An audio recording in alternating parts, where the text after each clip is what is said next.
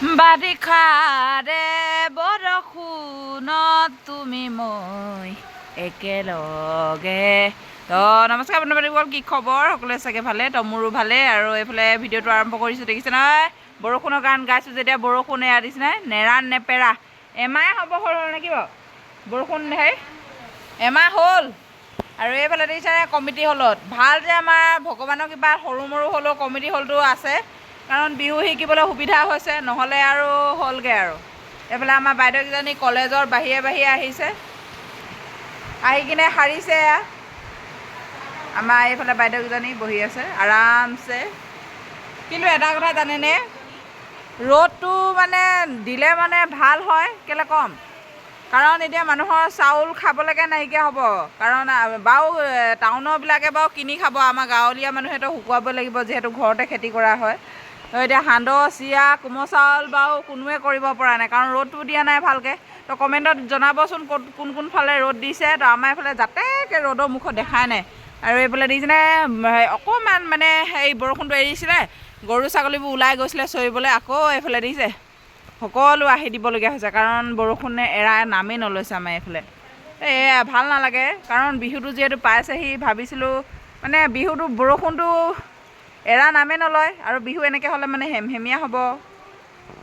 গৰু গা ধুৱাবলৈ বাৰু যথেষ্ট পানী হৈ আছে। এইফালে নলাটো দেখিছে, এইফালে দেখিছে পানী দেখিছে ৰিঙিয়াই পিনে আছেই বাৰু। তথাপিও আকৌ বৰষুণজাকটো এৰি দিয়া হ'লে, ৰ'দটো দিয়া হ'লে ভাল হয়, কাৰণ কাপোৰ কানি মানে বিহু কাপোৰ ধোৱাই নাই, আৰু কেনেকৈনো ধুম, বৰষুণে যিহেতু দি আছে এৰা নামেই নলৈছে।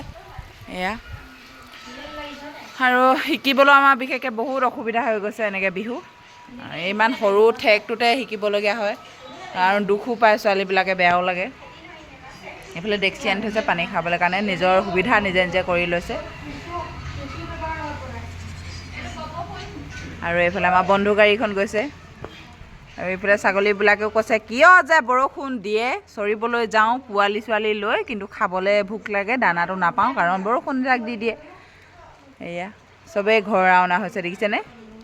যে এনেকেবাৰে গধূলি হৈছে ঘৰলৈ আহিছে সেনেকুৱা হৈছে। তো নহয়, কিন্তু 1টা বজাতে বা 12টা বজাৰ পৰা মানে ৰাতিপুৱাৰ পৰাতো ধাৰাসাৰ দি আছে বাৰু, অকণমান এৰিছিলে গৈছিলে চৰিবলৈ। আৰু এইফালে এতিয়া দেখিছে 1টা বজাতে পূৰা ধুনীয়াকৈ মানে 1টা 12টা 1টা বজাতে পূৰা ধমাকাৰ বৰষুণ। এইফালে সেউজীয়া পৰিৱেশটো চাই ভালে লাগে, কিন্তু পৰিৱেশ চাই দিলে মানে কি হ'ল, বিহু কাপোৰ ধোৱা নাই, সান্দহ পিঠা খাবলৈ বা পাওঁনে নেপাওঁনে বিহুত, বিশেষকৈ পেট পূজা। তো জীৱন গুটিটো জিন্দাবাদ, জীৱন গুটি থাকিব লাগিব। কিনি আনিবলৈ সাধ্য নাই, খেতি কৰিছোঁ এইকাৰণে, কাৰণ ঘৰত চাউলকেইটা হ'ব, ধুনীয়াকৈ শুকুৱাই মেলি খাম। তো এতিয়া নহ'ব, বিহুত যদি আলহী এটা আহিলে আৰু ভগৱান ঐজৈ খেদা দিব লাগিব, কাৰণ বিহু এবাৰ নহ'লে চাউল নাই বুলি ক'ব লাজ লাগিব যে। তো ইন্দ্ৰ দেৱতাক মানে আৰু সূৰ্য দেৱতাক কৈছোঁ আৰু কাইলৈৰ পৰা ৰ'দটো দিব, ইন্দ্ৰ দেৱতা সামৰণি মাৰি দিয়ক আৰু বুলি, কাৰণ বহুত হ'ল বৰষুণ দি মানে আমনি লাগি গৈছেগৈ মানে।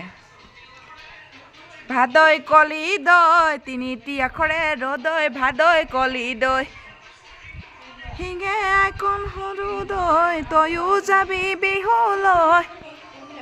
তো এইফালে আমাৰ চেংৰণটো ওচৰতে। তো বন্ধু-বান্ধৱীসকল, ভিডিঅ'টো সামৰণি মাৰি দিছোঁ, লগ পাম আন এটা ব্লগৰ সৈতে। তো বাই বাই।